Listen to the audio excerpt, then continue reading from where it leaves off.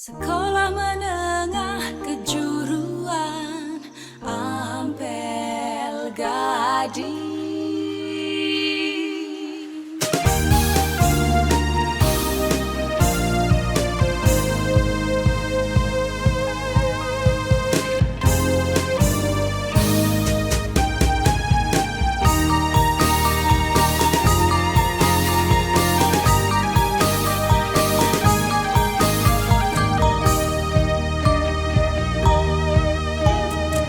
SMK Negeri 1 Ampel Gading, sekolah yang selalu maju di Pemalang. Masa pengenalan lingkungan sekolah daring MPLS SMK Negeri 1 Ampel Gading, tahun pelajaran 2021-2022, dengan tema Tegar di Tengah Keprihatinan, Menjadi Teladan, Merajut Sukses Masa Depan. Hari kedua, Selasa 13 Juli 2021. Untuk hari ini, ada beberapa materi yang harus diikuti. Di antaranya, yang pertama, materi pengenalan kurikulum SMK yang akan disampaikan oleh Bapak Sukron Jamil ST. Kepada Bapak Sukron Jamil ST, dipersilahkan. Sekolah Menengah Kejuruan Ampel Gading. Assalamualaikum warahmatullahi wabarakatuh. Alhamdulillahirabbil alamin wassalatu wassalamu ala sayyidina Muhammadin wa ala alihi wa ashabihi ajmain. Amma ba'du. Selamat pagi, salam sejahtera untuk kita semuanya. Yang kami hormati Ibu Kepala SMK Negeri 1 Ampel Gading, Ibu Dr. Andalut Abaliana. Yang kami hormati segenap Bapak Ibu Dewan Guru dan staf tata usaha SMK Negeri 1 Ampel Gading. Dan yang kami banggakan, anak-anakku peserta didik baru SMK Negeri 1 Ampel Gading. Pertama, mari kita membaca puji syukur kehadirat Allah Subhanahu wa Ta'ala yang telah memberikan kenikmatan kepada kita semua, sehingga pada pagi hari ini kita bisa melaksanakan MPLS walaupun dalam daring, dalam jaringan.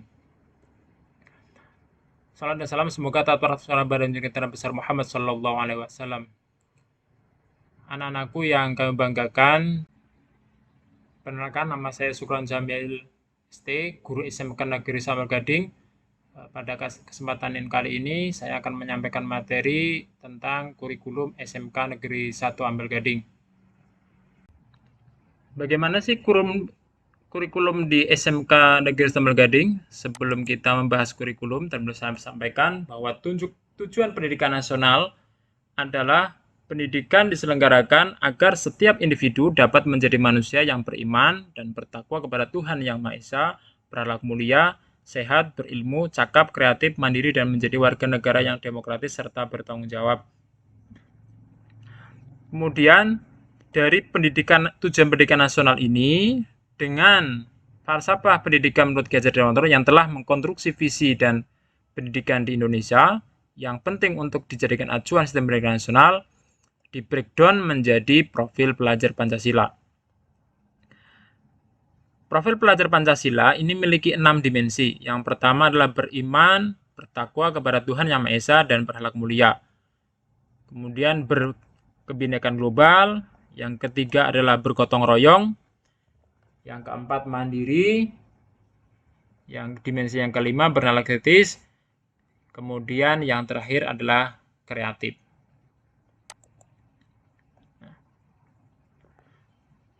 Dari profil pelajar Pancasila yang nanti akan menjadi tujuan dari pembelajaran di SMK Ampel Gading. Nah, implementasinya bagaimana? SMK Ampel Gading sendiri berdiri pada tanggal 31 Mei 2004. Ya, saat ini SMK Ampel Gading memiliki 9 kompetensi keahlian, yaitu yang pertama desain pemodelan informasi bangunan, kemudian yang kedua teknik instalasi tenaga listrik atau TITL, kemudian yang ketiga teknik pemesinan, yang keempat teknik pengelasan, yang kelima teknik kendaraan ringan otomotif, yang keenam teknik audio video, yang ketujuh teknik elektronikasi, yang kedelapan teknik komputer dan jaringan, yang sembilan tata busana. 9 ini adalah versi kurikulum KTSP atau Spektrum tahun 2018. Pada tahun 2020, SMK Negeri 1 Ampel Gading terpilih sebagai SMK COE atau Center of Excellence atau yang dikenal sekarang sebagai SMK PK atau SMK sebagai pusat keunggulan. Nah, karena kita SMK Ampel Gading sudah menjadi SMK PK, maka wajib menggunakan kurikulum SMK yang baru atau kurikulum KOS atau kurikulum aparatur sekolah mulai tahun pelajaran 2021-2022. Di mana ada pembaruan pembelajaran di sekolah penggerak dan SMK Pusat Keunggulan yang meneruskan proses peningkatan kualitas pembelajaran yang telah diinisiasi kurikulum sebelumnya. Dan di dalamnya juga ada penguatan literasi dan numerasi membutuhkan pembelajaran yang efektif dan menyeluruh pada semua mata pelajaran. Nah, di SMK Negeri 1 Gading akan melaksanakan kurikulum dengan spektrum baru. Apa bedanya di spektrum yang baru ini? Kalau dulu di spektrum 2018, itu SMK memiliki 9 bidang keahlian. Kalau yang sekarang menjadi 10 bidang keahlian. Kalau dulu ada 49 program keahlian, sekarang 50 program keahlian. Ya, kalau dulu ada 146 kompetensi keahlian, sekarang tidak ada istilah kompetensi keahlian. Nah, ini adalah spektrum yang baru dari 10 bidang keahlian ini. Ada teknologi manufaktur dan rekayasa, ada energi dan pertambangan, ada teknologi informasi, ada kesehatan pekerjaan sosial, ada agribisnis dan agriteknologi, ada kemaritiman, ada bisnis dan manajemen, ada pariwisata, seni dan ekonomi kreatif, teknologi konstruksi dan properti. Bagaimana di SMK Negeri 1 Ampel Gading? Di SMK Gading ini, yang pertama dari bidang teknologi konstruksi dan properti. Ya, seluruhnya ada 5 PK. Di SMK Ampel Gading itu ada 1 program keahlian, yaitu desain pemodelan dan informasi atau DPIB. Nah, kedua, bidang teknologi manufaktur dan rekayasa. Ya, seluruhnya ada 10 PK. Nah, di Ampel Gading ada 4, yaitu teknik mesin, teknik otomotif, teknik pengelasan dan fabrikasi logam, dan teknik elektronika. Kemudian, bidang berikutnya yaitu energi dan pertambangan. Seluruhnya ada 5 PK. Di SMK Negeri 1 Ampel Gading ada 1, yaitu teknik ketenaga listrikan. Kemudian, berikutnya yang keempat adalah teknologi informasi dan komunikasi. Ya, ada 2 program keahlian. Di SMK Ampel Gading akan menyelenggarakan 1 program keahlian yaitu teknik jaringan komputer dan telekomunikasi. Yang terakhir yaitu bidang seni dan industri kreatif. Seluruhnya ada 7 PK. Di SMK Negeri 1 Ampel Gading akan menyelenggarakan 1 program keahlian yaitu tata busana. Kemudian bagaimana kompetensi keahlian yang ada? Kok tidak yang TAV dan ELIN? Nanti yang teknik audio video dan teknik elektronika akan bergabung menjadi 1, yaitu program keahlian teknik elektronika industri, yaitu teknik elektronika. Nah, kemudian target lulusan SMK Negeri 1 Ampel Gading atau lulusan SMK sesuai dengan skema 2 jenjang KKNI, ya, jenjang 2, yaitu siswa atau peserta didik harus mampu melaksanakan 1 tugas spesifik dengan menggunakan alat dan informasi dan prosedur kerja yang lazim dilakukan serta menunjukkan kinerja dengan mutu yang terukur. Jadi semua kinerja harus terukur di bawah pengawasan langsung atasannya. Kemudian memiliki pengetahuan operasional dasar dan pengetahuan faktual bidang kerja yang spesifik sehingga mampu memilih, menyelesaikan dan bersedia terhadap masalah yang lazim timbul.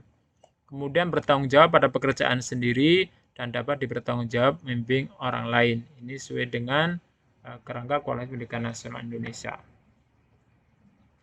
Nah, ini beberapa mata pelajaran yang akan kita pelajari di SMK dalam spektrum kurikulum yang baru. Yang pertama pendidikan agama, nanti kita akan belajar di kelas 10 3 jam, kelas 11 3 jam, dan kelas 12 semester 1 3 jam. Ya, pendidikan agama ada pendidikan Islam, pendidikan agama Kristen, dan seterusnya. Yang kedua adalah pendidikan Pancasila dan kewarganegaraan. Nanti akan kita pelajari di kelas 10 ada 2 jam, di kelas 11 ada 2 jam, di kelas 12 semester 2 2 jam. Semester 1, maaf, semester 1 2 jam. Kemudian bahasa Indonesia itu ada 4 jam di kelas 10, 3 jam dan di kelas 11, dan 3 jam di semester 1 kelas 12. Matematika umum ini nanti akan kita pelajari 4 jam di kelas 10. Bahasa Inggris ada 2 jam di kelas 10, ini bahasa Inggris umum. Kemudian pendidikan jasmani, olahraga, dan kesehatan itu nanti kita akan pelajari di kelas 10 3 jam, di kelas 11 2 jam. Kemudian sejarah nanti kita akan belajar di kelas 10 2 jam, di kelas 11 2 jam. Kemudian seni itu ada 2 jam di kelas 10. Total semua untuk mata pelajaran umum itu kelas 10 22 jam, kelas 11 12 jam, kelas 12 8 jam. Saya ulangi, kelas 10 22 jam, kelas 11 12 jam, dan kelas 12 8 jam. Ini untuk mata pelajaran umum. Kemudian mata pelajaran kejuruan, matematika kejuruan nanti akan ada di kelas 11 3 jam, dan kelas 12 semester 1 3 jam. Bahasa Inggris kejuruan di kelas 11 3 jam, dan di kelas 12 semester 1 3 jam. Kemudian ada pelajaran logika dan teknologi digital, ya, dulu ada TIK, itu kita akan belajar 4 jam di kelas 10. Kemudian ada pelajaran ilmu pengetahuan alam dan sosial. Ini ada 6 jam, ini gabungan dari IPA dan IPS. Ada fisika, ada kimia, ada IPA, IPA terapan, dan ilmu sosial lainnya. Ini ada 6 jam di kelas 10. Kemudian ada mata pelajaran kejuruan. Ini ada 6 jam di kelas 10. 15 jam di kelas 11, dan 17 jam di kelas 12. Kemudian berikutnya ada proyek kreatif dan kewirausahaan. Ini ada 5 jam di kelas 11 dan 5 jam di kelas 12. Kemudian ada praktik kerja lapangan. Ini full semuanya dari semester 2 kelas 12. Ini satu semester kita akan melakukan kegiatan PKL atau magang industri. Kemudian ada mata pelajaran pilihan, ini sudah dengan konsentrasi yang Anda inginkan. Itu ada 4 jam di kelas 11 dan 6 jam di kelas 12. Jadi total semuanya di jumlah mata pelajaran kejuruan ada 16 jam di kelas 10, 30 jam di kelas 11, dan 34 jam di kelas 12. Totalnya adalah untuk mata pelajaran itu 1 minggunya 38 jam di kelas 10, 42 jam di kelas 11, dan 42 jam di kelas 12. Sementara ada tambahan proyek penguatan profil pelajar Pancasila di SMK, nanti ada 8 jam di kelas 10, 4 jam di kelas 11, dan 4 jam di kelas 12. Jadi total semuanya adalah 1 minggunya 46 jam. Nah, untuk PKL itu nanti kan konsentrasi di semester 2 kelas 12 selama 1 semester. Demikian yang bisa kami sampaikan terkait dengan program kurikulum yang akan kita pelajari di SMK Negeri 1 Ampel Gading selama 3 tahun ke depan. Lebih kurangnya mohon maaf. Wassalamualaikum warahmatullahi wabarakatuh. Materi selanjutnya, pendidikan karakter atau profil pelajar Pancasila yang akan disampaikan oleh Bapak Sudirman SPD. Kepada Bapak Sudirman SPD, dipersilahkan. Sekolah Menengah Kejuruan Ampel Gading. Assalamualaikum warahmatullahi wabarakatuh. Selamat datang untuk para peserta didik baru SMK Negeri 1 Ampel Gading tahun pelajaran 2021-2022. Perkenalkan, Nama saya Sudirman SPD, pemangku pelajaran Bahasa dan Sastra Indonesia, sekaligus sebagai pembina OSIS. Dalam kesempatan ini di PLS, saya akan menjelaskan tentang profil pelajar Pancasila. Baik, sesuai dengan apa yang sudah saya sampaikan, saya akan menjelaskan tentang profil pelajar Pancasila. Apa itu profil pelajar Pancasila? Profil pelajar Pancasila adalah profil lulusan yang bertujuan menunjukkan karakter dan kompetensi yang diharapkan diraih dan menguatkan nilai-nilai luhur Pancasila peserta didik dan para pemangku kepentingan. Mengapa profil pelajar Pancasila? Penanaman profil pelajar Pancasila bertujuan untuk memperkuat nilai-nilai luhur Pancasila dalam diri setiap individu pelajar. Pancasila adalah satu kata yang paling sesuai untuk merangkum seluruh karakter dan kompetensi yang diharapkan untuk dimiliki setiap pelajar Indonesia. Sebagai referensi, profil pelajar Pancasila mendukung untuk memperkuat karakter bangsa, menyiapkan generasi masa depan yang unggul dan mampu menjawab tantangan masa kini dan masa yang akan datang. Selain itu, profil pelajar Pancasila adalah penentu arah perubahan dan petunjuk untuk meningkatkan pemangku kepentingan dalam upaya kualitas pendidikan. Apa fungsinya? Fungsinya adalah mengembangkan kemampuan dan membentuk watak serta peradaban bangsa yang bermartabat dalam rangka mencerdaskan kehidupan bangsa.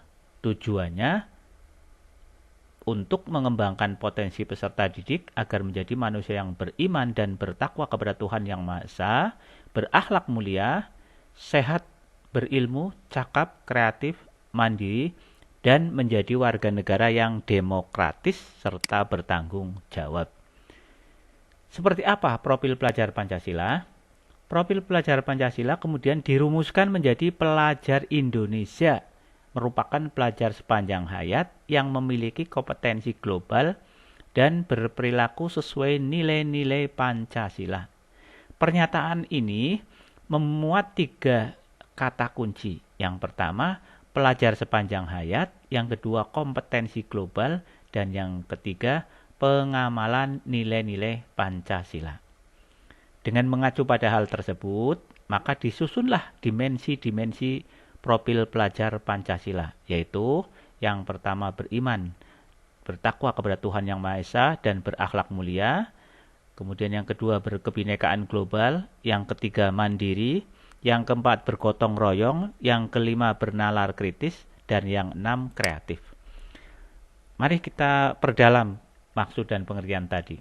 Yang pertama tadi beriman, bertakwa kepada Tuhan Yang Maha Esa, dan berakhlak mulia. Maksudnya adalah pelajar Indonesia yang menghayati keberadaan Tuhan dan selalu berupaya mentaati perintah serta menjauhi larangan sesuai dengan ajaran agama dan kepercayaan yang dianutnya. Beriman dan bertakwa kepada Tuhan Yang Maha Esa diwujudkan dalam bentuk apa? Dalam bentuk akhlak yang mulia. Baik dalam beragama, akhlak yang baik kepada diri sendiri, kepada sesama manusia, kepada alam dan kepada negara Republik Indonesia.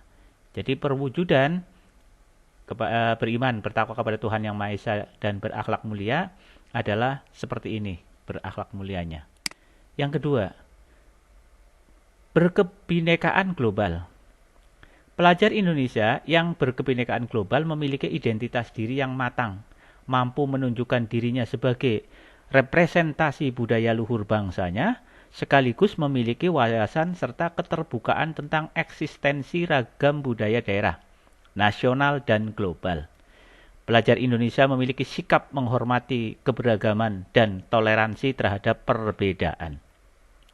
Untuk mencapai berkebinekaan global, maka pelajar Indonesia harus dapat mengenal dan menghargai budaya, dapat berkomunikasi dan berinteraksi antar budaya, berefleksi dan bertanggung jawab terhadap pengamalan kebinekaan serta berkeadilan sosial.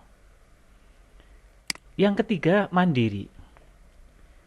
Pelajar Indonesia memiliki sikap prakasa atas pengembangan dirinya yang tercermin dalam kemampuan untuk bertanggung jawab, memiliki rencana strategis, melakukan tindakan dan merefleksikan proses dan hasil pengalamannya. Untuk itu, pelajar Indonesia yang mandiri itu perlu memiliki kesadaran akan diri dan situasi yang dihadapi, serta memiliki regulasi diri. Yang keempat, bergotong royong. Pelajar Indonesia memiliki kemampuan untuk melakukan kolaborasi dengan sukarela agar kegiatan yang dikerjakan dapat berjalan lancar dan mencapai tujuan untuk kebaikan bersama.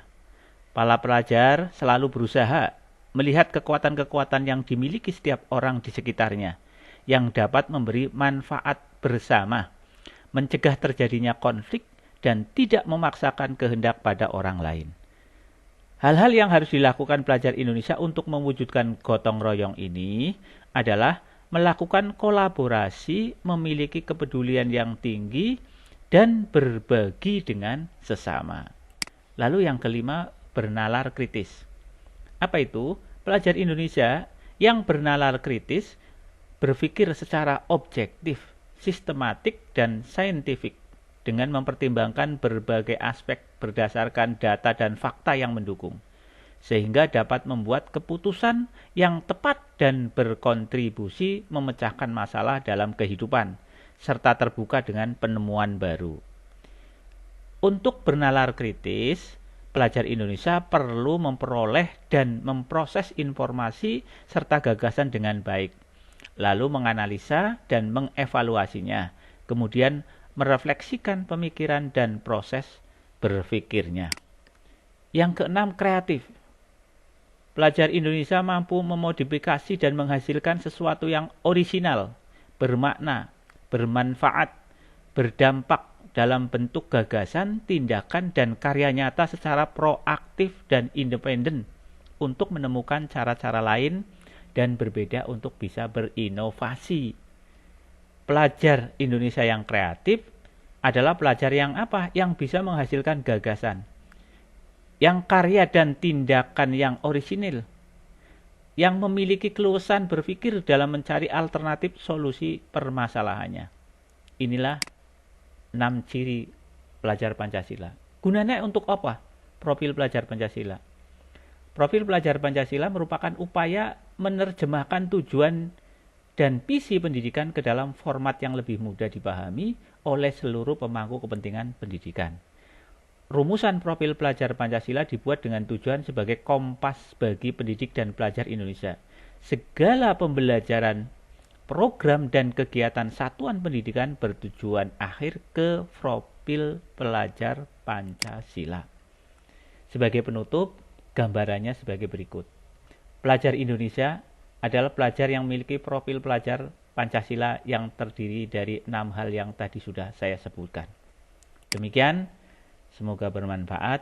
Terima kasih, mohon maaf. Assalamualaikum warahmatullahi wabarakatuh. Materi berikutnya, protokol kesehatan yang akan disampaikan oleh Bapak Edi Wasito MPD. Kepada Bapak Edi Wasito MPD, dipersilahkan.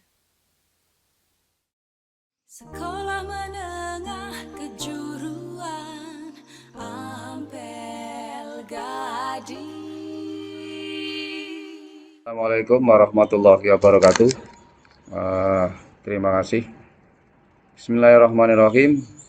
Pertama-tama kita panjatkan puja-puji syukur kepada Allah Subhanahu wa taala yang telah memberikan berbagai kenikmatan kepada kita semua. Terutama nikmat iman, nikmat Islam, nikmat sehat, juga nikmat kesempatan, sehingga pada pagi hari ini kita bisa berjumpa dalam kegiatan masa pengenalan lingkungan sekolah. Ini adalah hari yang kedua. Terima kasih anak-anakku. Kalian adalah anak-anak hebat yang bisa bergabung dengan SMK Hebat SMK Negeri 1 Ampel Gading. Di sini saya Edi Wasito akan memberikan materi tentang pandemi. Sebelumnya Ini materi ini adalah disadu dari ahli pandemi, Dr. Andi Komani Takdir Haruni. Nah, advice-nya bagaimana dalam rangka kita memahami pandemi ini? COVID-19 sudah 1 tahun secara global. Saat ini kita sudah sedikit lebih tahu atas wabah yang kita hadapi. Indonesia terkonfirmasi di bulan Februari tahun 2021. 1 juta pasien terkonfirmasi COVID. 1 juta pasien yang sembuh. 1 juta tenaga kesehatan sudah menerima vaksinasi. Ini sudah pencapaian yang cukup bagus, namun kalau dibanding dengan jumlah penduduk kita yang 270-an juta, ini sesuatu nilai yang angka yang masih kecil. Apa yang kita hadapi di depan? Makin banyak yang terinfeksi. Dari sekian juta, itu masih banyak yang akan terinfeksi.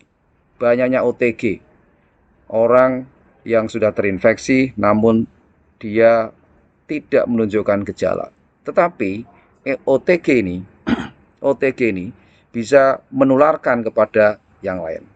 Kemudian ada yang sudah sembuh juga kena infeksi lagi.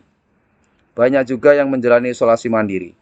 Di hari-hari terakhir ini banyak kita dengar teman kita, saudara kita melakukan isolasi mandiri. Karena apa? Karena di rumah sakit sudah penuh korban terinfeksi dan belum mendapatkan layanan. Banyak yang akan pulih, baik dalam pantauan atau tidak. Ya, setelah mengalami masa isolasi, kemudian masa perawatan, alhamdulillah mereka banyak yang pulih kembali. Nah, nantinya kita akan menghadapi long COVID syndrome. Jadi COVID ini akan menjadi sebuah penyakit yang tanpa henti. Jadi kita akan panjang penantiannya seperti pada demam berdarah itu. Kadang suatu saat dia akan timbul, kemudian akan berhenti gitu. Nampaknya dari data para saintis itu mengatakan bahwa COVID ini akan menjadi sebuah tren penyakit yang kadang timbul, kadang tenggelam. Kalaupun hilang tidak bisa seperti cacar yang hilang 100%. Dampak kronis dari long terhadap bonus demografi. Ya, dampaknya mungkin akan banyak yang terkena, yang demografinya besar seperti negara kita, penduduknya akan semakin berkurang. Ya. Apa modal kita untuk menghadapi semua? 1 tahun kita sudah belajar, memprioritaskan bidang kesehatan, belajar dan belajar lagi. Dokter, ilmuwan, guru, rakyat, pemimpin, ini belajar dari COVID. Belajar menyesuaikan diri agar bisa bertahan di era COVID. Secara perlahan dan bertahap, kita budayakan hidup sehat, adaptasi, ilmu terimplementasi, gitu. Saling mendukung dan perkuat kesetiakawan sosial jangka panjang. Hati-hati merujuk para ahli, karena sekarang namanya hoax itu berseliweran, ya. Ada obat-obat over counter, ada juga obat-obat yang perlu diresepkan dokter. Ini obat-obat yang over counter ini adalah obat-obat yang dengar dari katanya. Jika digunakan serampangan, maka obat-obat apapun, baik yang konvensional, tradisional, atau yang likely promising, justru bisa berbahaya untuk masyarakat. Makanan, lingkungan, dan pola hidup sehat adalah juga merupakan terapi yang bagus. Vaksin dan tips sebelum sudah vaksin. Anak-anakku sekalian, kalian adalah generasi muda yang belum mendapatkan vaksin. Nah, mungkin nanti pada saat tatap muka akan dilaksanakan, kalian adalah anak-anak yang terpilih untuk mendapatkan vaksin. Yang ini masih dirancang. Vaksin yang ada saat ini sudah lulus uji keamanan di BPOM. Tips sebelum dan sudah vaksin, lakukan pola hidup sehat. Sebelum vaksin juga harus melakukan istirahat yang cukup. Konsumsi air putih atau jus buah dan susu atau madu. Sayur, buah, ikan, telur, dan tahu tempe dijadikan konsumsi harian. Kurangi gula dan gorengan. Berjemur dan olahraga ringan 15-30 menit sehari. Itu adalah tipsnya. Kemudian pola hidup sehat. Pola hidup sehat ya. Istirahat cukup, konsumsi air putih ini.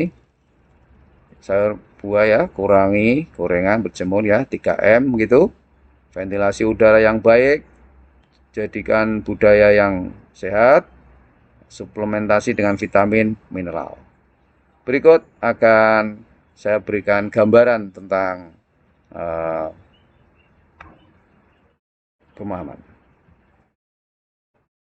Pagi ini adalah pagi yang cerah. Setelah sekian lama belajar di rumah, akhirnya bisa kembali ke sekolah. Seperti biasanya, aku selalu sarapan dan membawa bekal dari rumah.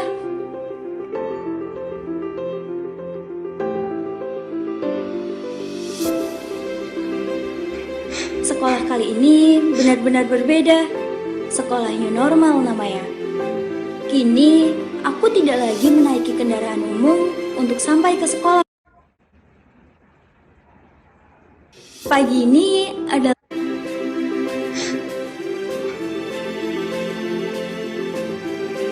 saat sampai di sekolah, sudah siap petugas untuk mengecek suhu badan dan memakai hand sanitizer. Tetap jaga jarak dan hindari kontak fisik. Sambutan para guru memberiku semangat baru. Apabila ada siswa dengan suhu badan di atas 37 derajat Celcius, dia dilarang masuk, kemudian guru langsung menghubungi orang tua siswa tersebut. Tempat parkir pun sudah diatur dengan sedemikian rupa agar kami bisa tetap menjaga jarak.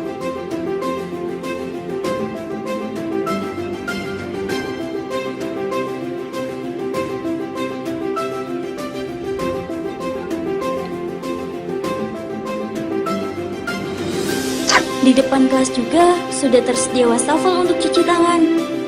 Jadi, sebelum memasuki kelas, kita wajib mencuci tangan.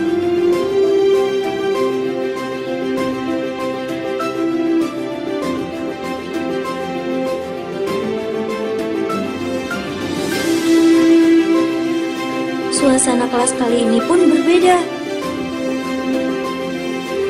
Dapat dilihat dari cara duduk kami yang berjarak dan semuanya menggunakan masker.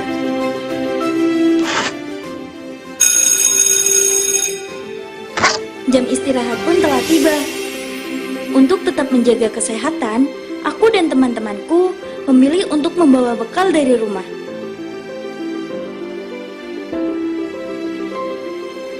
Saat praktek di bengkel pun sama. Tetap jaga jarak dan memakai masker.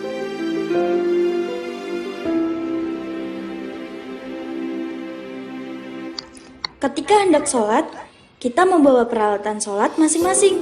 Tidak ada lagi istilah pinjam-meminjam. Tempat wudhu juga sudah diatur sesuai protokol kesehatan.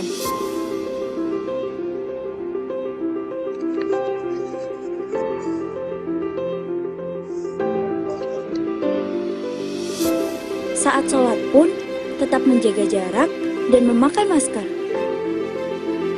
Waktu pembelajaran dibagi menjadi 2 sesi agar mempermudahkan siswa dalam menjaga jarak dan meminimalisir penyebaran COVID-19. Jadi, ayo biasakan diri dengan peraturan baru ini dari pribadi serta jaga jarak ini sudah menjadi suatu kesatuan yang tidak bisa dipisahkan. Semoga dengan peraturan yang baru, pandemi ini cepat berlalu dan kembali normal seperti dulu. SMK bisa, SMK hebat, SMK bisa hebat, SMK Negeri 1 Apel Gading, Jakarta Prima, yes, Jakarta Prima, yes.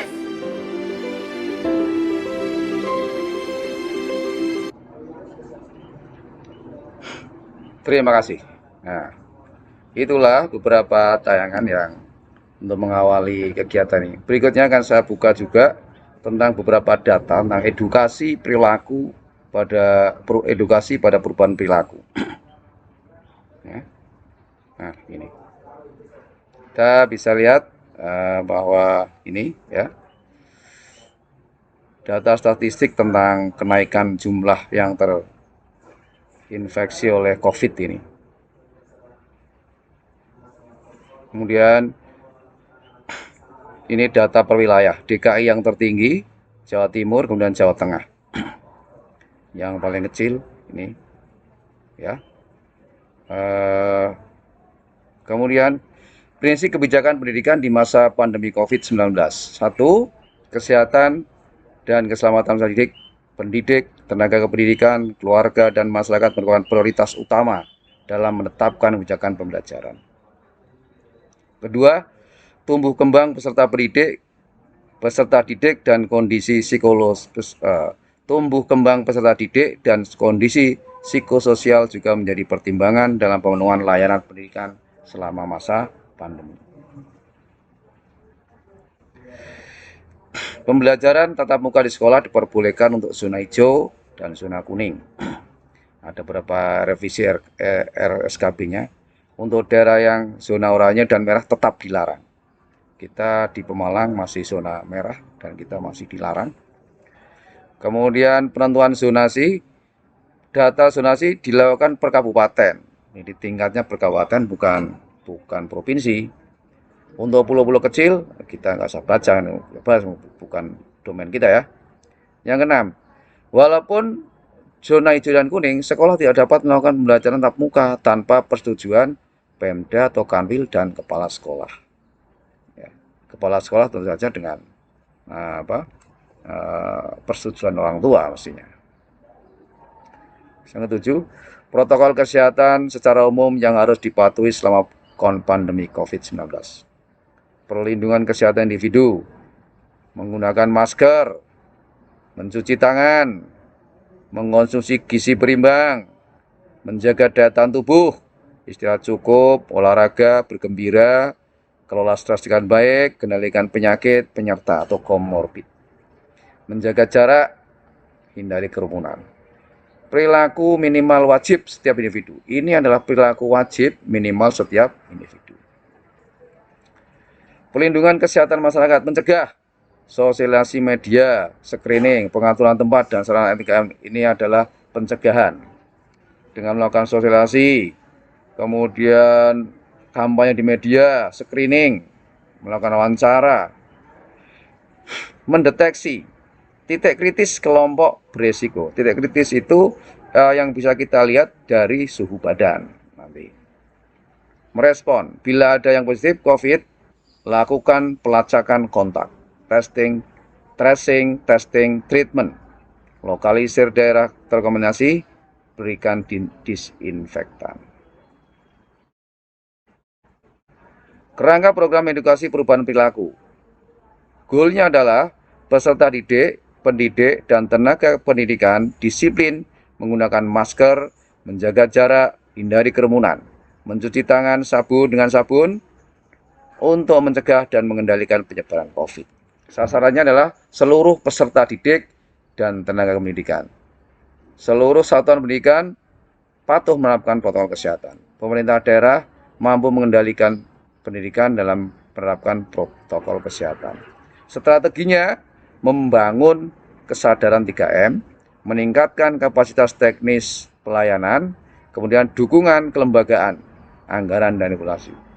Lalu yang keempat adalah monef dan pengendalian. Hasil yang diperoleh, kampanye lomba ini ya.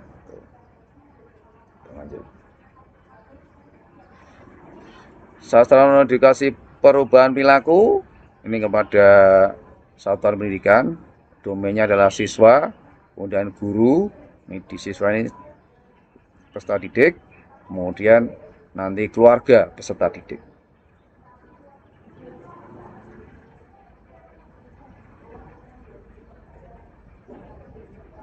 Protokol kesehatan pembelajaran tatap muka bagi warga satuan pendidikan. Sebelum berangkat harus disiapkan ini, harus sarapan yang bergizi, kondisi kesehatan, tidak ada keluhan batuk pilek begitu ya.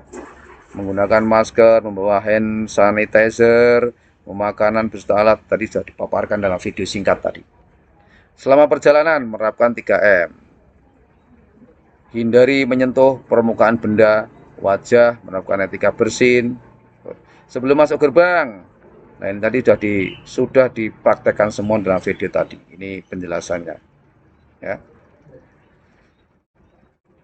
Ya. Mudah-mudahan pandemi COVID-19 berlangsung, berakhir, dan ingat pesan Ibu. Terima kasih. Assalamualaikum warahmatullahi wabarakatuh.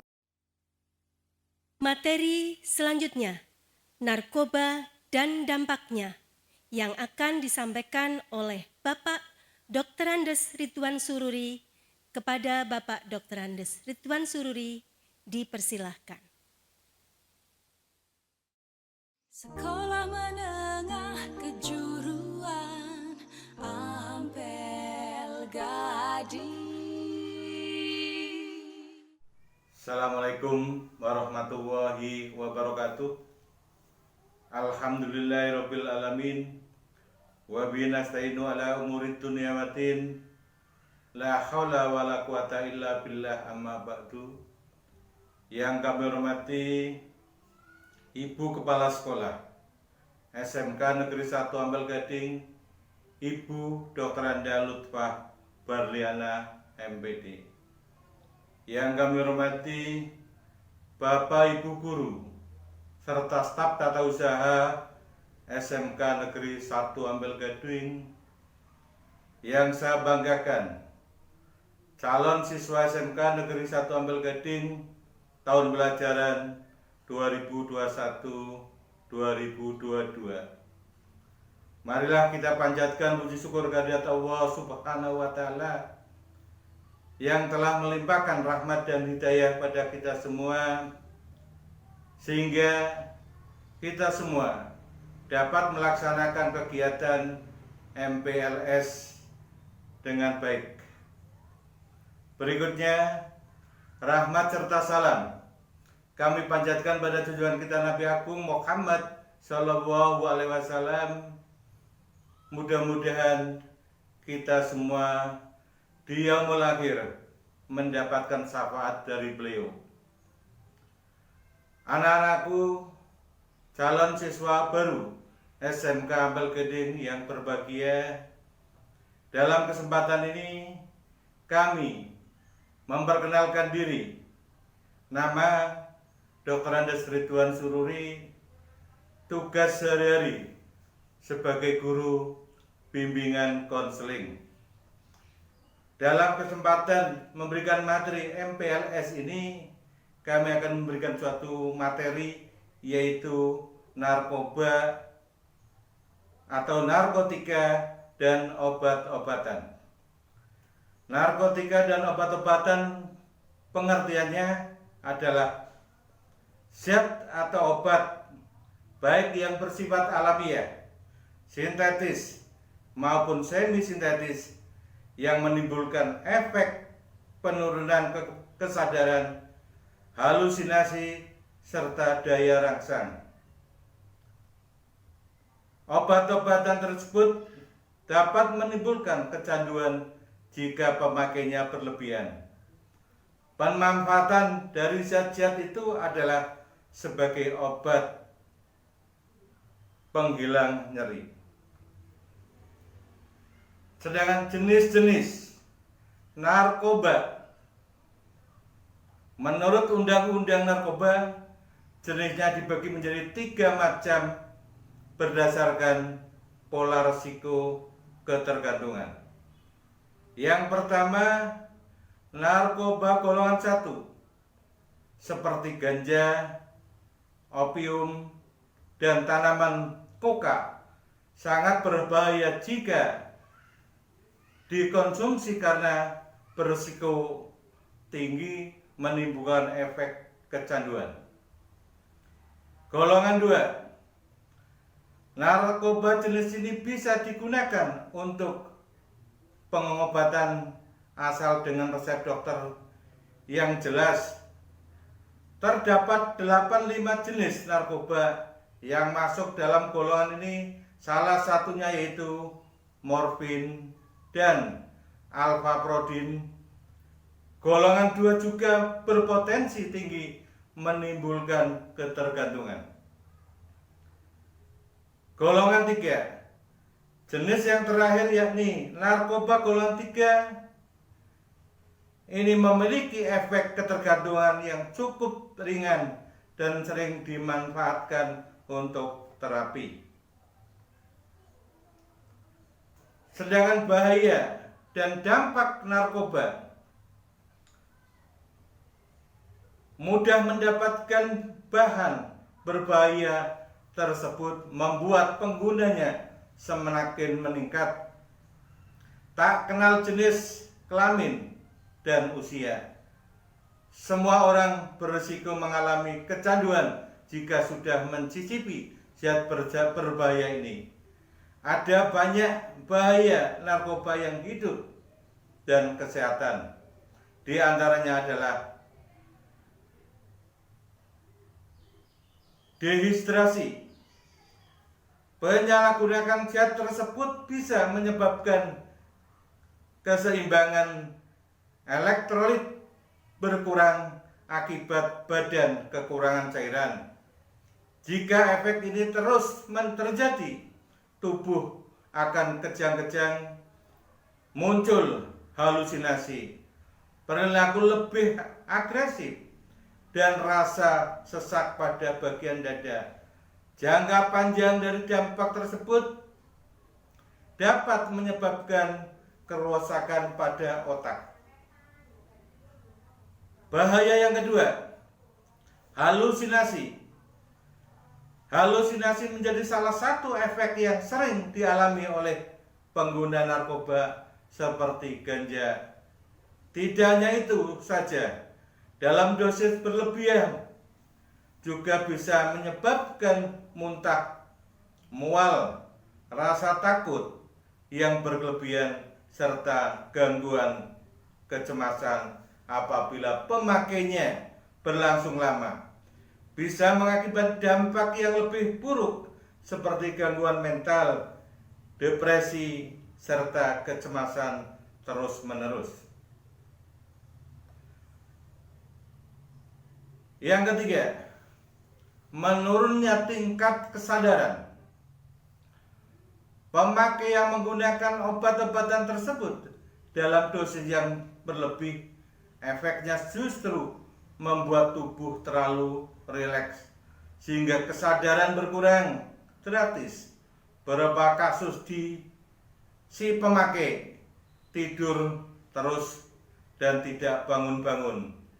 Hilangnya kesadaran tersebut membuat koordinasi tubuh terganggu, sering bingung, terjadi perubahan perilaku. Dampak narkoba yang cukup berisiko tinggi adalah hilangnya ingatan sehingga sulit mengenal lingkungan sekitar kita. Gangguan yang keempat yaitu gangguan kualitas hidup. Bahaya narkoba bukan hanya berdampak buruk bagi kondisi tubuh. Penggunaan obat-obatan tersebut juga bisa mengganggu kualitas hidup, misalnya susah berkonsentrasi saat bekerja, mengalami masalah keuangan, hingga harus berurusan dengan pihak kepolisian jika terbukti melanggar hukum. Yang kelima, dampak narkoba yang kelima adalah kematian. Narkoba yang paling buruk terjadi jika si pemakai menggunakan obat-obatan tersebut dalam dosis yang tinggi atau yang dikenal dengan overdosis. Pemakaian sabu-sabu, opium, dan kokain bisa menyebabkan tubuh kejang-kejang dan jika dibiarkan dapat menimbulkan kematian. Inilah akibat fatal yang harus dihadapi jika sampai kecanduan narkoba, nyawa menjadi taruhannya. Dalam narkoba ini ada dasar hukum yang menyerat pengguna narkoba. Penyalahgunaan narkoba sesuai dengan Undang-Undang Nomor 22 tahun 1997. Saya ulangi, 1997 dapat dihukum dengan pidana dan denda dengan ancaman berat hingga seumur hidup. Yang kedua, Undang-Undang Nomor 5 tahun 1997 tentang psikotropika yang mengatur tentang jenis, produksi, hingga pidana bagi penyalahguna psikotropika. Sehingga saya berharap pada siswa SMK Negeri 1 Ampel Gading, jauhkan hidup kita dari narkoba, biar kita selamat. Demikian kita akhiri. Billahi taufiq wal hidayah. Wassalamualaikum warahmatullahi wabarakatuh. Selanjutnya, menyanyikan lagu Jingle SMK Negeri 1 Ampel Gading, dilanjutkan himne SMK Negeri 1 Ampel Gading yang akan disampaikan oleh Ibu Dianti Putri SPD dan Bapak Rizky Ageng Wiguna SPD. Kepada beliau dipersilahkan. Sekolah Menengah Kejuruan Ampel Gading.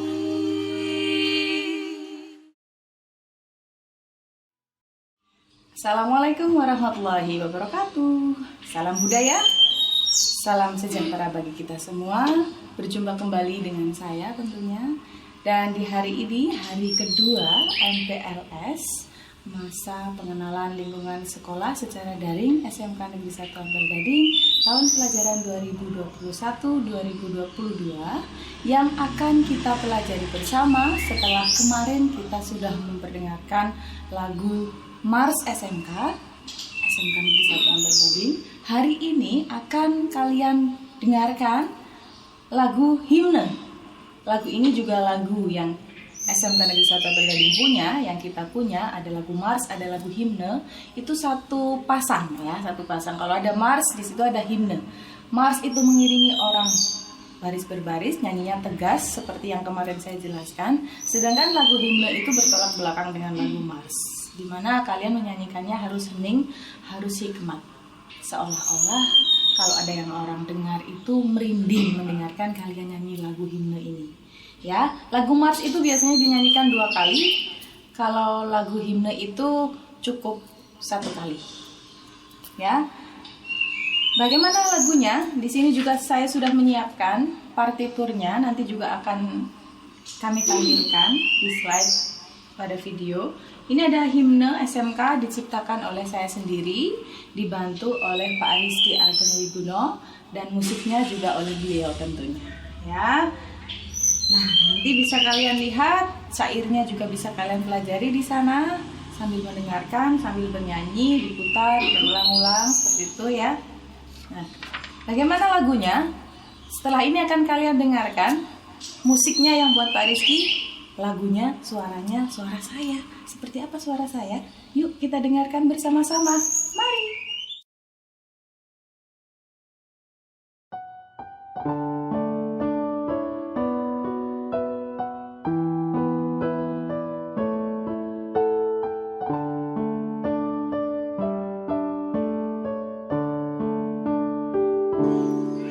Sekolah menengah kejuruan yang tercinta, di sini kami menuntut ilmu, belajar berkarya, dan dibina untuk berakhlak mulia. Bulatkan tekadmu, kobarkan semangatmu, gapailah cita-citamu. Para pendidik yang profesional ku tercinta, tak pernah mengeluh, tetap sabar, setia selalu, berbagi ilmu di setiap senyummu, dalam lelahmu demi bimbing diriku. Terima kasih pada guruku. Disiplin kunci kami, berani janji kami, dalam menyongsong kesuksesan masa depan. Selalu siap bekerja, selalu siap berkarya, tak gentar dalam menggapai cita. Ciptakan mandiri, berdaya saing dan berdedikasi tinggi, akhlakul karimah serta cakap nan prima. SMK Negeri 1 Ampel Gading.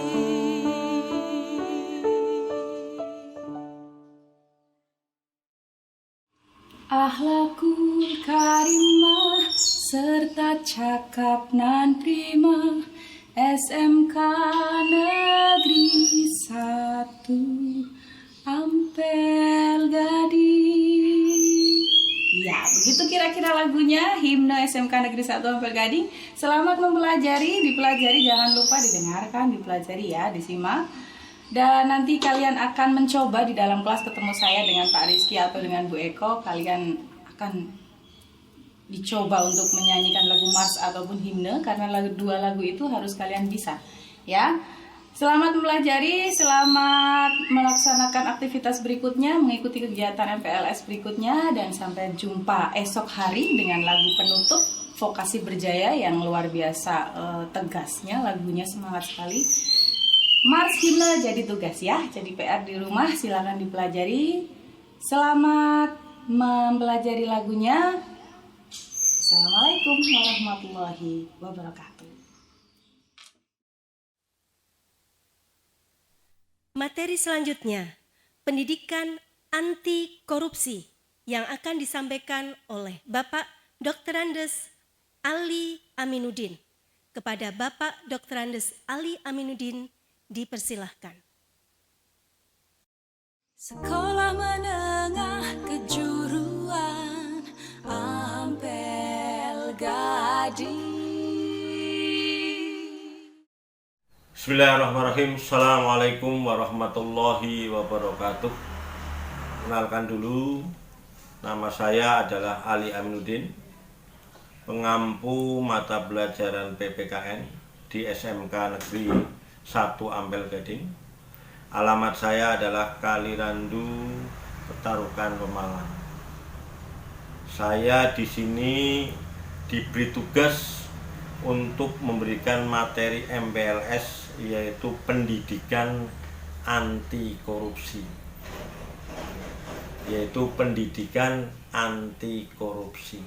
Anak-anakku sekalian, para siswa baru kelas 10 yang saya hormati, apa sesungguhnya pengertian dari korupsi?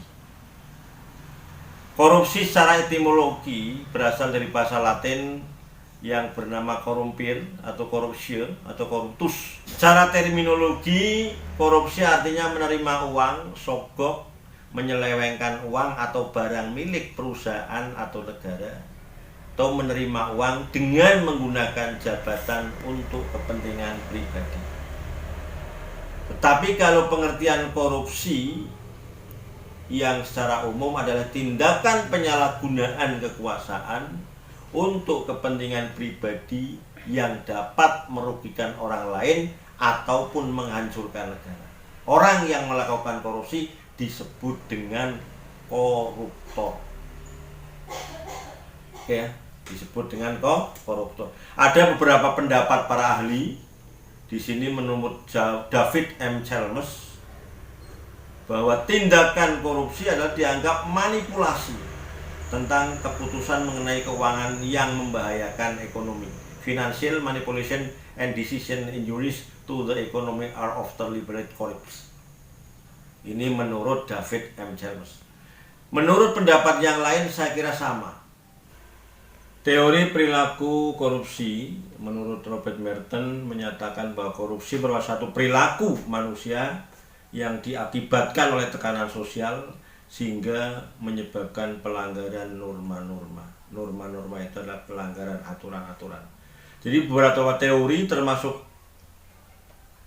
teori Gunn teori ini juga menyampaikan bahwa faktor yang menyebabkan terjadinya kecurangan atau korupsi yaitu meliputi greed, keserakahan, opportunities, kesempatan. Dimensi korupsi terdiri dari dua, tingkat atas, tingkat menengah ke bawah. Tingkat atas ini biasanya adalah para pejabat struktur. Kemudian tingkat menengah atau bawah berbelitnya proses perizinan.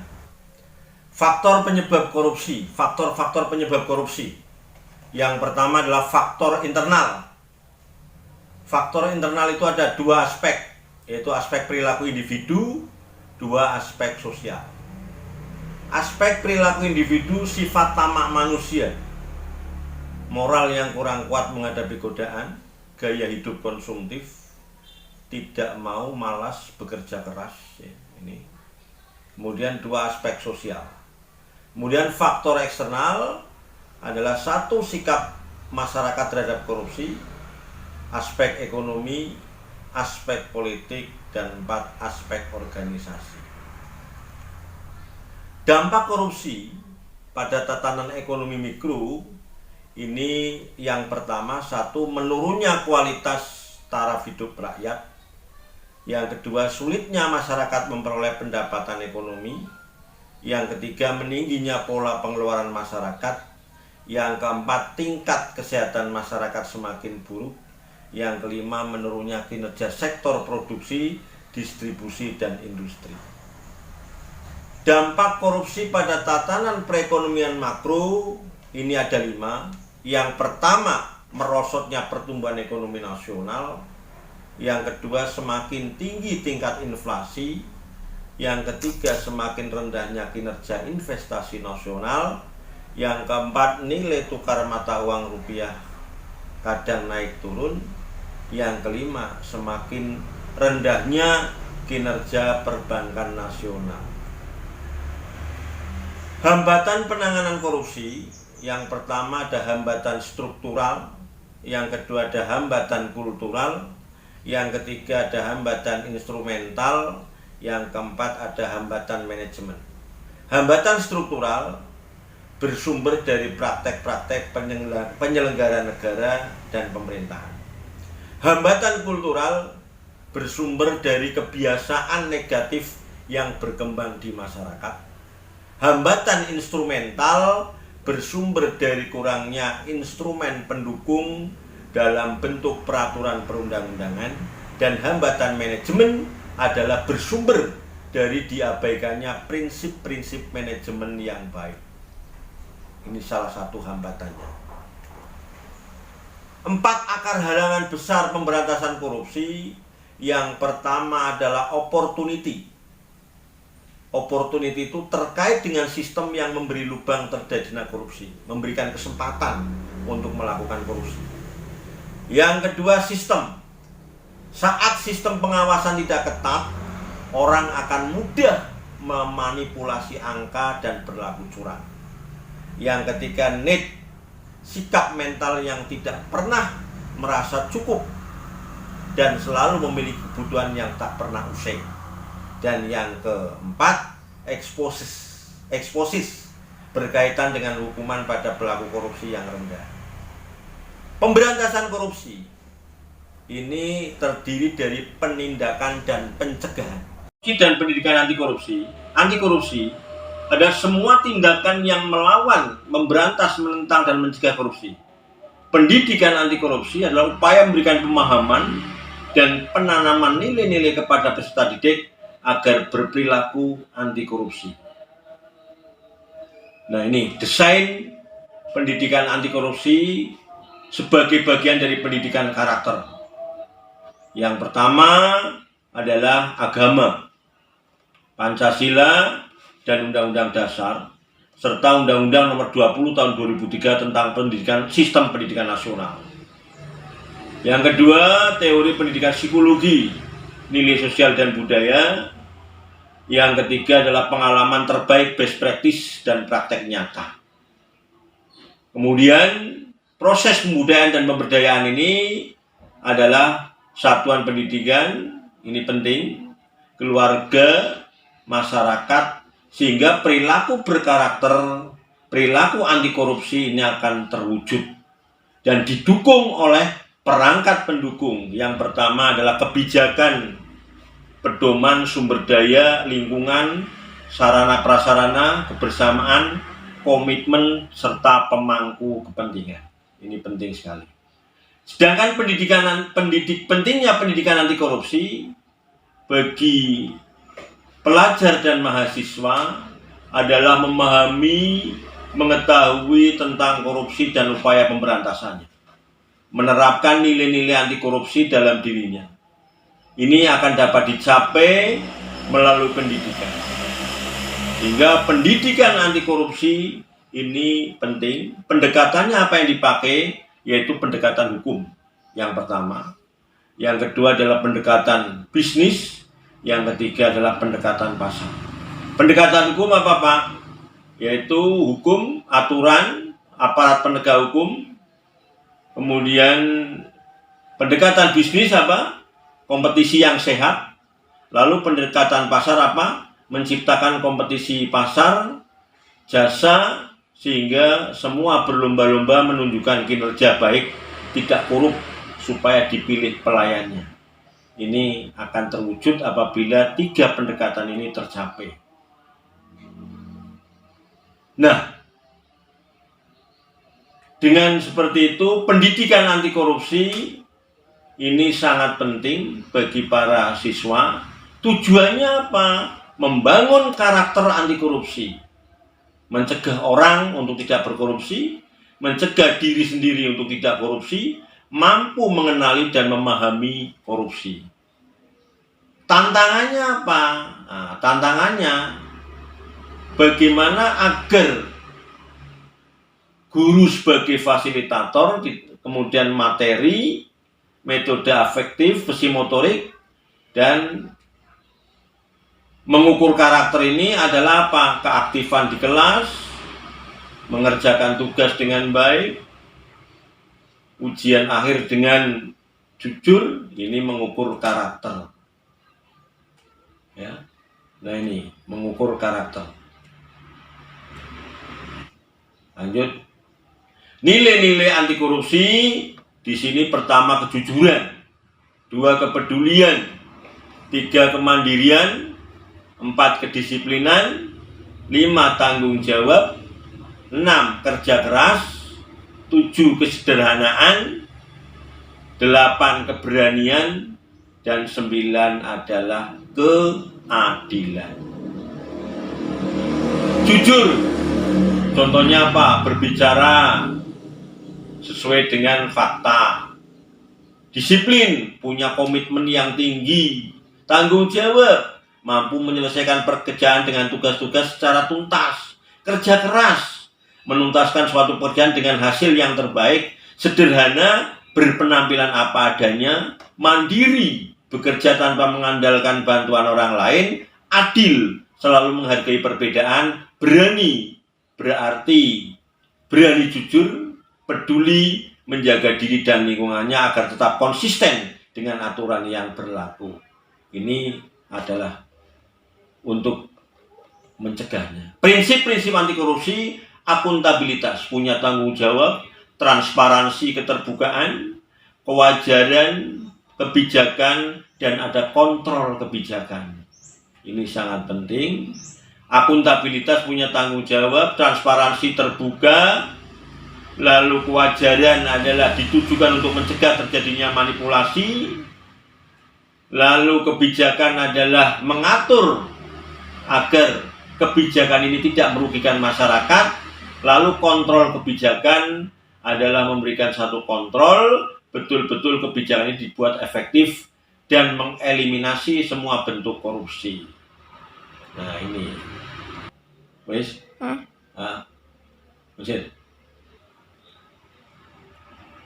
pencegahan korupsi, pencegahan anti korupsi. Satu adalah mewajibkan pelajar untuk mengikuti pendidikan anti korupsi. Dua, mendorong adanya pendidikan anti korupsi di sekolah. Tiga, mengadakan seminar anti korupsi. Empat, adanya materi pendidikan anti korupsi bagi pelajar.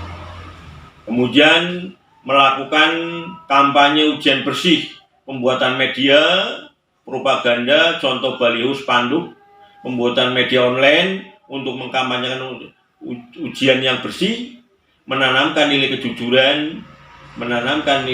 kejujuran bersih dan kaderisasi kepada pelajar. Ini salah satu pencegahan di dalam pendidikan anti korupsi. Materi MPLS yang diberikan pada saya, pendidikan anti korupsi, sudah selesai. Mudah-mudahan ini bermanfaat bagi diri saya yang menyampaikan kepada para peserta MPLS kelas 10 yang baru. Mudah-mudahan dapat dipahami, dimengerti, dilaksanakan dan diamalkan, sehingga pencegahan korupsi dan perlakuan tindak pidana korupsi di Indonesia akan dapat selesai. Demikian yang saya sampaikan, kurang lebihnya mohon maaf. Sekali lagi saya akhiri, wallahul muwaffiq ila aqwamit thoriq. Wassalamualaikum warahmatullahi wabarakatuh. Materi tata krama dan budi pekerti yang akan disampaikan oleh Ibu Khozanah SAG. Kepada beliau, Ibu Khozanah SAG, dipersilahkan. Sekolah Menengah Kejuruan Ampel Gading.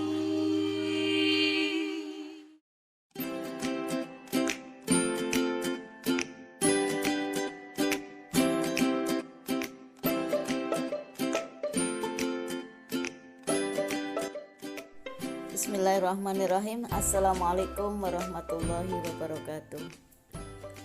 Selamat datang siswa baru SMK Negeri 1 Ampel Gading tahun pelajaran 2021-2022 yang tergabung dalam kegiatan MPLS di SMK Negeri 1 Ampel Gading. Semoga kalian semua dalam keadaan sehat dan senantiasa berpegang pada protokol kesehatan. Oke, pada MPLS kali ini Ibu akan menjelaskan tentang tata krama, sopan santun, dan anti kekerasan. Tata krama itu secara makna artinya norma atau peraturan atau perilaku yang telah disepakati dalam lingkungan pergaulan, baik di keluarga, sekolah maupun di masyarakat. Kita lihat perkembangan saat ini, tata krama yang ada pada anak-anak zaman sekarang itu semakin berkurang ya. Artinya di mana anak-anak sekarang itu dengan orang tua atau dengan guru atau di masyarakat mengalami penurunan nilai tata kramanya. Maka di sini saya akan menjelaskan ya tentang penerapan tata krama. Penerapan tata krama di rumah misalnya, kita harus tata krama dengan orang tua. Di dalam Islam, dalam Al-Quran surat Al-Isra ayat 23, Allah menjelaskan bagaimana tata cara kita untuk bertata krama dengan orang tua. Ayatnya berbunyi, wa qadha rabbuka alla ta'budu illa iya wa bil walidaini ihsana imma yablughanna indakal kibara ahaduhuma aw kilahuma fala taqul lahumā uffin wa la tanharhumā wa qul lahumā qawlan karima. Dalam ayat tersebut itu ada beberapa anjuran bahwa seorang anak hendaklah dia terhadap orang tuanya, maka yang pertama adalah hendaklah berbicara dengan lemah lembut. Tidak boleh membentak kedua orang tua.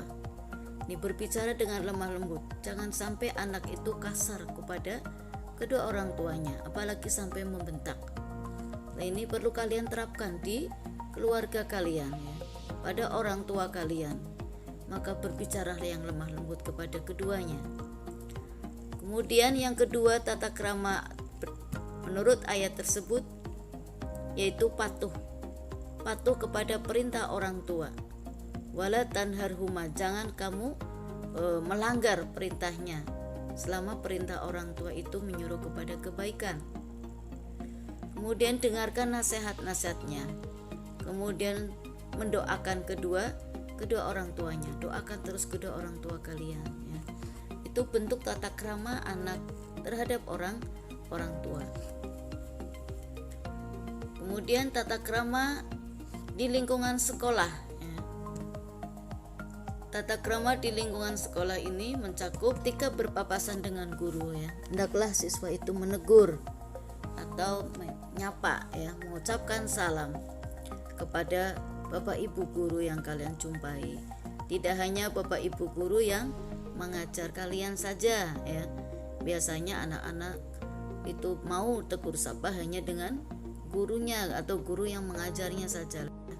Yang kedua, bentuk tata krama terhadap guru, hendaklah kalian menghargai ya, menghargai Bapak Ibu guru, apa-apa yang diperintahkan oleh Bapak Ibu guru ya, maka hendaklah kalian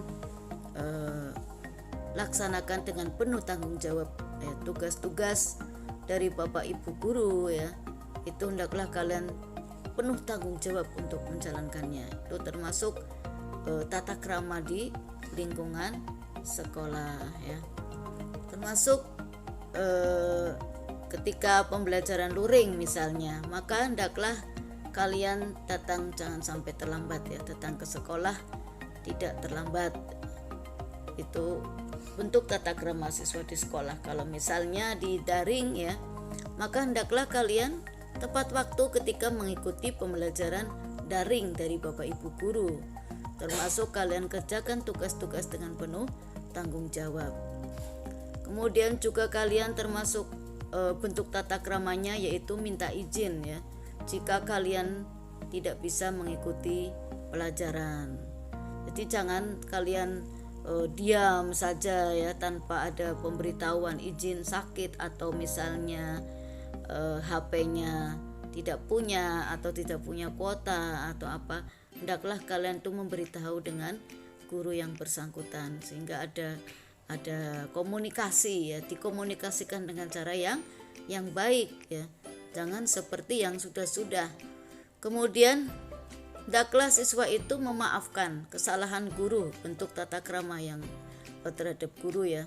Itu hendaklah kalian tuh memaafkan kesalahan dari guru serta mendoakan Bapak Ibu guru kalian agar umur dan ilmunya barokah ya. Ya, kalau kalian insya Allah kalau kalian patuh kepada orang tua atau tata krama kepada orang tua kalian terapkan, tata krama kepada guru terapkan, insya Allah ilmu yang kalian dapati akan bermanfaat. Kemudian tata krama di masyarakat ya, hendaklah kalian mau mengenal tetangganya ya, mengenal tetangganya. Kalian ya istilahnya misalnya mau bincang-bincang sebentar ya. Kemudian kalian juga bisa membantu kepentingan masyarakat, misal ada kegiatan kampling atau kegiatan kerja bakti ya, kalian itu ikut bareng ya, paling tidak itu namanya tanggap terhadap masyarakat, seperti itu termasuk bentuk tata krama. Kemudian tidak sombong dan angkuh ya, kalian keluar rumah merasa tidak butuh dengan lingkungan, kalian tuh merasa hebat ya, jangan seperti itu. Tetap ya, orang kaya apapun ya, uangnya banyak apapun, gak ada yang bisa hidup sendiri karena kita itu makhluk sosial ya. Termasuk ada tata krama dalam penampilan. Nah ini ya, seringkali anak muda itu kalau berpakaian atau berpenampilan itu sesukanya ya, tidak memperhatikan bagaimana adab di masyarakat. Misal adab di masyarakat itu kalau lihat anak muda celananya dibolong-bolong itu nggak pas ya, itu ya kadang ada anak muda yang masih suka ya dengan egoisnya ya, berpakaian yang tidak sesuai dengan norma yang berlaku di masyarakat itu, atau tata krama, tidak ada tata krama di dalam penampilan. Termasuk juga ini untuk anak laki-laki ya, untuk anak laki-laki hendaklah kalian berjalan sesuai dengan kodratnya. Artinya begini, banyak anak laki-laki, sebagian anak laki-laki itu yang ada zaman sekarang itu menyimpang. Artinya apa? Anak laki-laki pakai anting-anting ya, pakai kalung, pakai gelang ya. Maka kalian sebagai siswa baru tidak boleh ya berkepribadian seperti itu. Layaknya laki-laki lah, biasa ya, cukurnya yang bagus. Kemudian kalian juga dihindari ya, pergaulan-pergaulan yang rusak. Ada geng motor itu di samping mengganggu ya, mengganggu lalu lintas, dampaknya juga tidak bagus ya, masyarakat pada resah ya. Kemudian tawuran ya, tawuran pelajar karena emosi yang tidak terkendali ya. Kenapa kok sampai timbul tawuran antar pelajar? Karena dia mudah terprovokasi oleh temannya.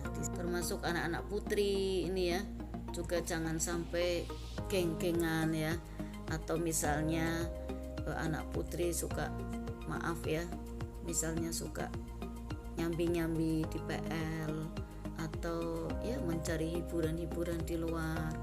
Ini harus dijaga ya, tutup auratnya.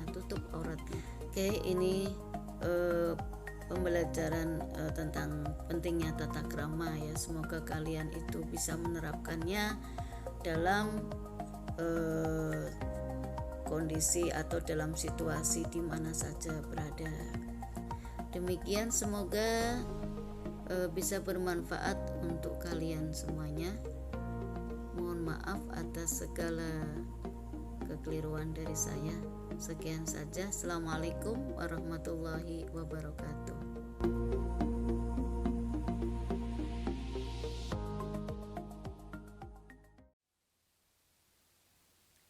Materi selanjutnya, kepramukaan, yang akan disampaikan oleh Bapak Eko Haryanto ST.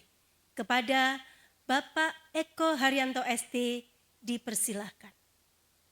Sekolah Menengah Kejuruan Ampel Gading. Salam Pramuka. Ikhlas bakti bina bangsa, berbudi bawa laksana, satya kuku dharmakan, dharma kuku baktikan. Yang terhormat Kak Mabigus SMK Negeri 1 Ampel Gading, yang saya hormati kakak-kakak pembina SMK Negeri 1 Ampel Gading, dan yang saya banggakan adik-adik Bantara Laksana serta adik-adik siswa baru yang saya sayangi.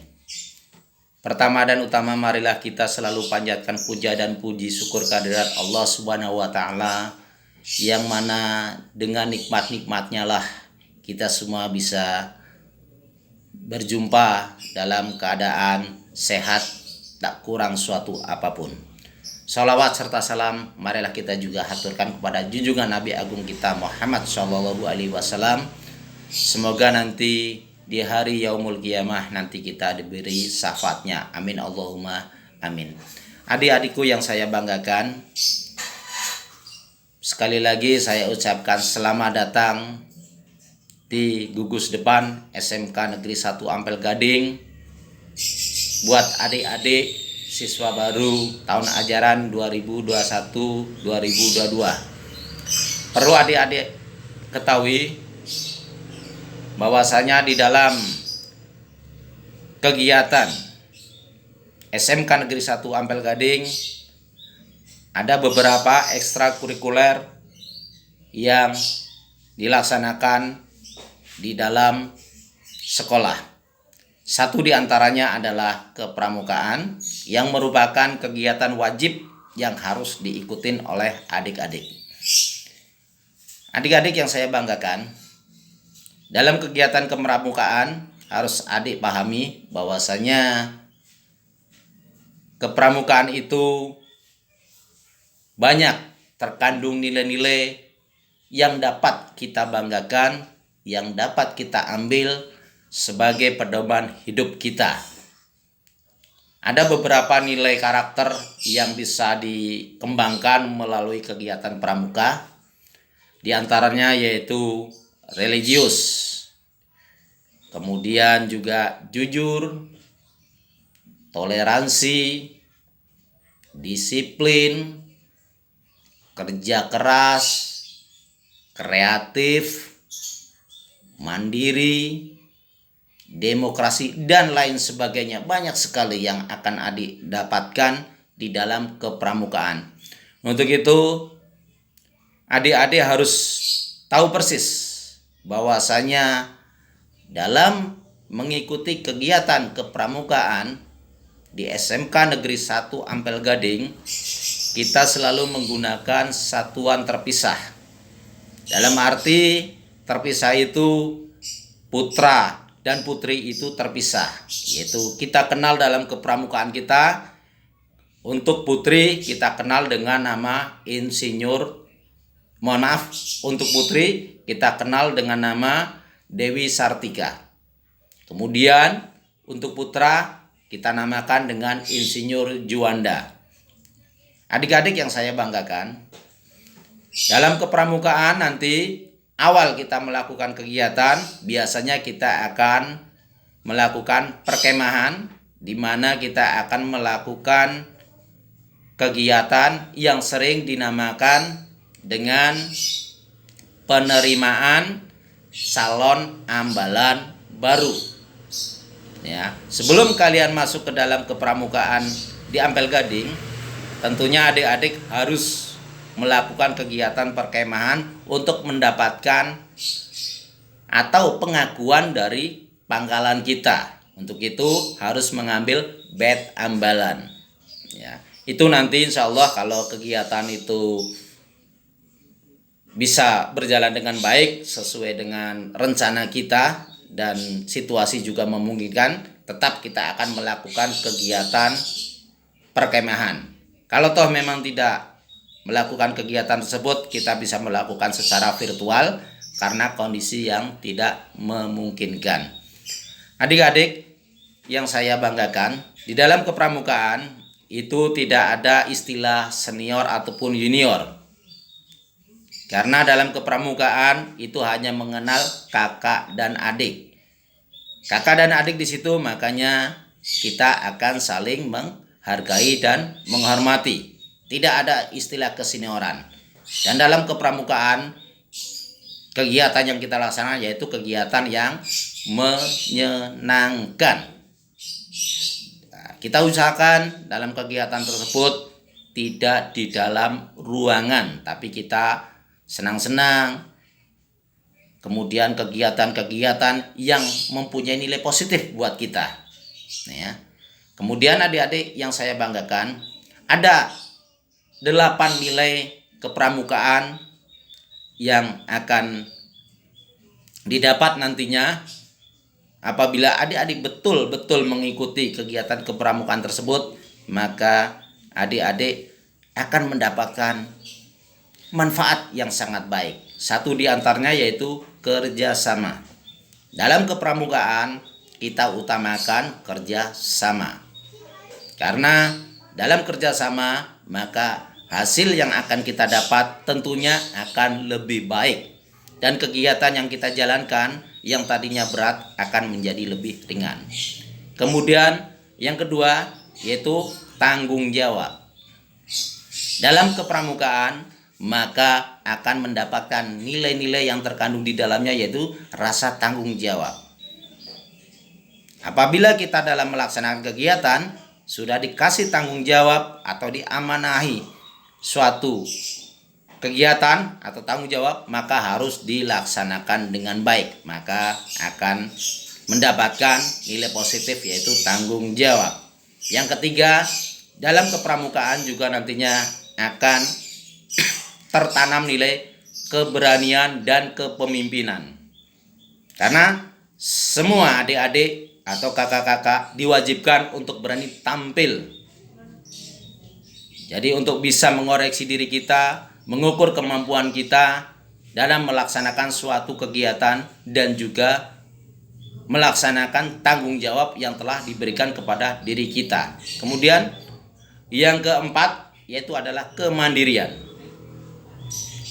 Dalam kepramukaan juga terdapat nilai kemandirian di mana apabila adik-adik betul-betul tekun mengikuti kegiatan kepramukaan, maka yaitu jiwa mandiri itu pasti sudah tertanamkan. Untuk itulah aktiflah adik-adik dalam kepramukaan. Kemudian yang kelima yaitu kedisiplinan. Dalam kepramukaan harus disiplin.